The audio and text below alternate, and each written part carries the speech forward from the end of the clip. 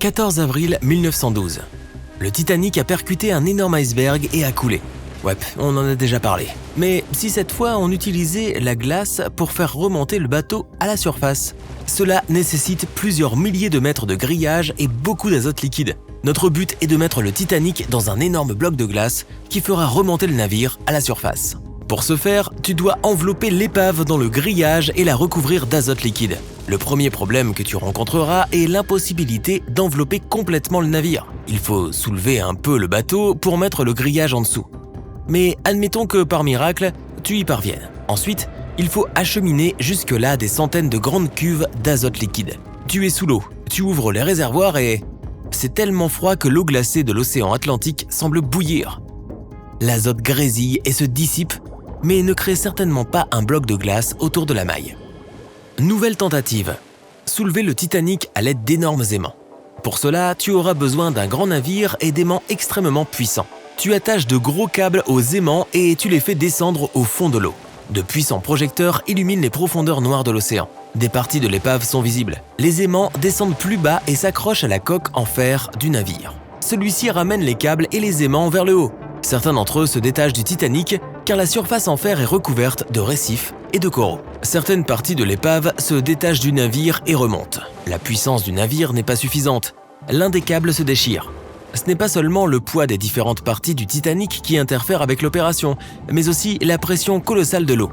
Le navire coulé ne peut pas être soulevé complètement d'un coup, mais seulement en petites parties. En réalité, il y a déjà eu une tentative de remonter le Titanic en plusieurs parties. L'opération, d'un coût de 5 millions de dollars, avait échoué. Des élingues en nylon avaient été attachées à une grande partie de l'épave. Les autres extrémités des élingues étaient reliées à des moteurs diesel. Pour toute l'opération, ils avaient utilisé un mini sous-marin. Un morceau du Titanic de 21 tonnes avait été tiré vers le haut, mais l'une des élingues s'était cassée à cause de la forte pression de l'eau. Puis, un par un, les autres câbles avaient commencé à lâcher et un énorme morceau était retombé au fond de la mer. À ce moment-là, tous les intervenants de l'opération de sauvetage avaient épuisé leurs réserves de nourriture et se trouvaient loin de la côte la plus proche. Ils avaient donc décidé de ne pas faire une deuxième tentative. Un livre a été écrit et un film a été tourné sur la façon dont le Titanic a été remonté à l'aide d'air comprimé. En réalité, personne n'a jamais tenté cette opération. Pour ce faire, il faudrait plusieurs centaines de gros cylindres d'air comprimé. Dans un premier temps, on les installe à l'intérieur de la coque du Titanic et on attend qu'ils tirent le navire vers la surface. Dès que tu descends les cylindres sous l'eau, ils flottent immédiatement vers le haut. Cela complique considérablement l'opération. Il faut attacher les cylindres avec des câbles et les tirer vers le fond à l'aide d'un puissant sous-marin ou mieux encore de plusieurs. En raison de la forte pression, les cylindres peuvent éclater. Dans ce cas, l'onde de choc toucherait d'autres cylindres et provoquerait une catastrophe. Une solution trop coûteuse et peu sûre.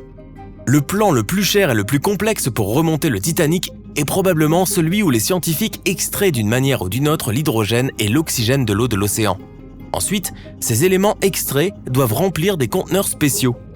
Ces conteneurs seraient attachés au navire et le Titanic remonterait à la surface. Même si tu réussissais à extraire l'oxygène et l'hydrogène de millions de tonnes d'eau, le reste de l'eau de l'océan les remplacerait. Une machine qui serait capable de réaliser un filtrage de ce type coûterait des milliards de dollars. Ou bien tu peux imaginer un élément chimique qui utiliserait une réaction en chaîne pour purifier toute l'eau. Dans ce cas, l'ensemble de l'océan mondial se retrouverait dans son oxygène essentiel. Quelqu'un a suggéré une fois de faire exploser le Titanic. Il faudra descendre beaucoup de caisses de dynamite au fond de l'océan. Elles devront être complètement scellées pour éviter que la dynamite se mouille. Ensuite, tu dois installer plusieurs kilomètres de fils conducteurs de courant électrique jusqu'à elles. Une fois que tout cela est fait, tu navigues à une distance sûre. Maintenant, tu vas appuyer sur le bouton pour faire passer le courant dans le fil et activer la dynamite. 3, 2, 1, stop! Pourquoi faire ça?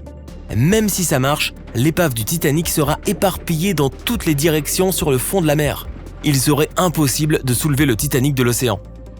Imagine un énorme crochet capable d'attraper le Titanic et de le soulever du fond comme un poisson. Ce crochet doit être énorme pour pouvoir ramasser un navire coulé. Disons que tu l'as créé. Ensuite, tu es à bord d'un énorme navire qui navigue jusqu'au site du naufrage et tu descends le crochet comme une ancre. Il tombe directement sur le Titanic mais ne s'y accroche pas. Il faut un équipement spécial pour attacher un crochet de la taille d'un bus au Titanic. Il faudrait pour cela un énorme sous-marin doté de bras mécaniques. Construire ce genre de dispositif et le faire fonctionner sous une pression aussi forte est déjà presque impossible. Mais admettons que tu réussisses finalement à accrocher le Titanic.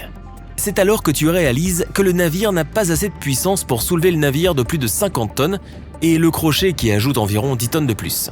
Pour mener à bien ta tâche, tu auras besoin de quelques croiseurs supplémentaires et de quelques millions de dollars de plus. Une fois que la cire chaude refroidit, elle durcit et flotte à la surface de l'eau. Et si on la transportait au fond de l'océan et qu'on la versait à l'intérieur du Titanic?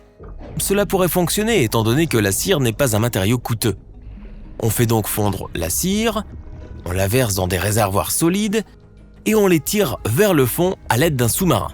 Les réservoirs peuvent supporter une énorme pression et le sous-marin a suffisamment de puissance pour descendre la cire à cette profondeur. Les récipients sont placés à l'intérieur du Titanic. Grâce à la télécommande, tu ouvres les conteneurs, mais la cire ne s'écoule pas. Plus on descend, plus l'eau se refroidit. Pendant que tu transportais les conteneurs vers le navire, la cire a refroidi et s'est solidifiée à l'intérieur. Plusieurs conteneurs sont pressés contre le haut du navire. Mais ce n'est pas suffisant pour soulever le Titanic. D'autres conteneurs flottent simplement vers la surface. Et même si les conteneurs étaient thermostatiques et gardaient la chaleur à l'intérieur tout le temps, une fois libérée, la cire se solidifierait en un instant. Elle n'aurait pas le temps de se répandre et de recouvrir le Titanic de l'intérieur. Elle flotterait donc vers le haut. Tu remplis plusieurs grands sacs robustes avec de la vaseline. Cette substance agit comme la cire dans le froid. Elle devient solide et flotte. Tu veux mettre des sacs partout dans le Titanic et attendre que la vaseline le fasse remonter. Tu charges les sacs dans le sous-marin et tu descends au fond de la mer. Certaines parties du navire sont inaccessibles à cause des coraux qui se sont agrippés dessus. Tu décides de décharger tous les sacs au même endroit. Mais dès que tu sors la vaseline du sous-marin, les sacs se déchirent à cause de la forte pression. Des morceaux solides de vaseline flottent, poussés par les eaux. Mission ratée. L'idée la plus folle est de remplir le Titanic avec des millions de balles de ping-pong. De petites balles en plastique remplies d'air devraient pousser le navire vers la surface. Mais dès que tu commences à les faire descendre vers le fond, le plastique s'aplatit immédiatement et tout l'air des balles s'échappe. Tu peux mettre les balles dans un sous-marin, mais si tu les mets dans le Titanic, la pression les écrasera à nouveau. Tu peux aussi créer des balles fabriquées dans un matériau ultra léger et solide, puis les remplir d'air. Dans ce cas, tu auras besoin de beaucoup plus d'argent. Dès que tu auras placé les boules à l'intérieur du navire, certaines d'entre elles glisseront immédiatement par les trous du navire, et les autres ne suffiront pas à soulever du fond l'épave qui pèse plus de 50 tonnes. Pour étudier le Titanic, il ne faut pas descendre au fond de l'océan. Sur Internet, tu peux trouver une carte détaillée en 3D qui montre le site de l'épave, ainsi que le navire lui-même sur le fond marin. Pour obtenir une image réaliste du Titanic, les chercheurs ont utilisé des technologies sonars et des robots sous-marins qui ont pris plus de 10 000 photos du navire coulé. Alors, qu'en penses-tu? On le laisse tranquille? Ouais, moi aussi.